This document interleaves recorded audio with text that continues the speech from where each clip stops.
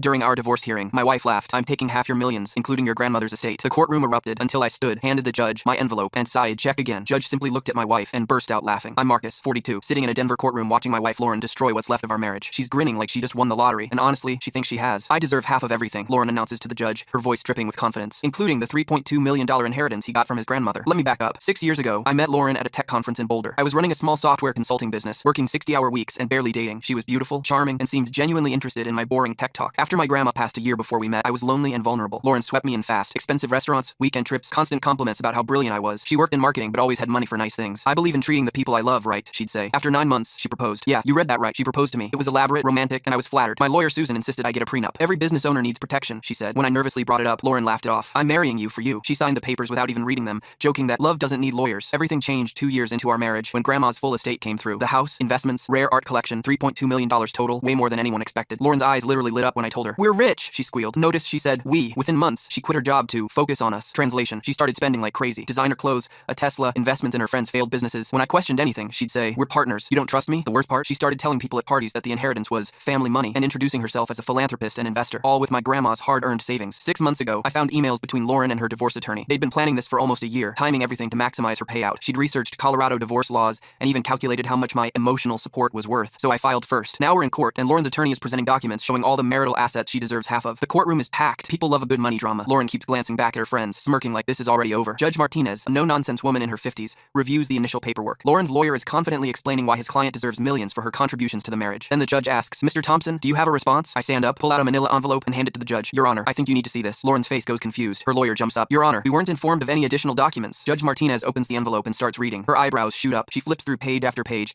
and I watch Lauren's expression shift from confident to worried. This is a prenuptial agreement, the judge announces. Properly executed, notarized, signed by both parties 6 weeks before the marriage. Lauren's lawyer looks like he's been slapped. The judge reads aloud. All inheritance received during the marriage remains separate property and is not subject to division upon divorce. Neither party is entitled to spousal support, regardless of income disparity. Lauren shoots up. That's not real. I never signed that. The judge holds up the document. Mrs. Thompson, is this your signature? Lauren's face goes pale. I can see the exact moment she remembers, signing papers she never bothered reading because she was so confident in her long-term plan. Marcus said. It was just a formality. He tricked me. Judge Martinez looks unimpressed. Did anyone force you to sign this document? No, but did you read it before signing? Silence. The courtroom is holding its breath. Mrs. Thompson, you signed a legal document without reading it, and now you want me to invalidate it because you didn't take it seriously? Then the judge does something I'll never forget. She looks at Lauren, then at me, and starts laughing. Actually laughing in court. Mrs. Thompson, not only are you entitled to zero inheritance, but according to this agreement, you're responsible for the $93,000 in personal debt you accumulated during the marriage. Credit cards, car loan, failed investments, all yours. Lauren collapses into her chair, her face in her hands. Her lawyer is already packing up, clearly done with this disaster. The judge's gavel comes down. Divorce granted. No assets transferred. All individual debts remain with the party who incurred them. Court adjourned. As I walk out with my lawyer, Lauren calls after me. This isn't fair. I turn back one last time. You're right, Lauren. It's not fair. It's exactly what you signed up for.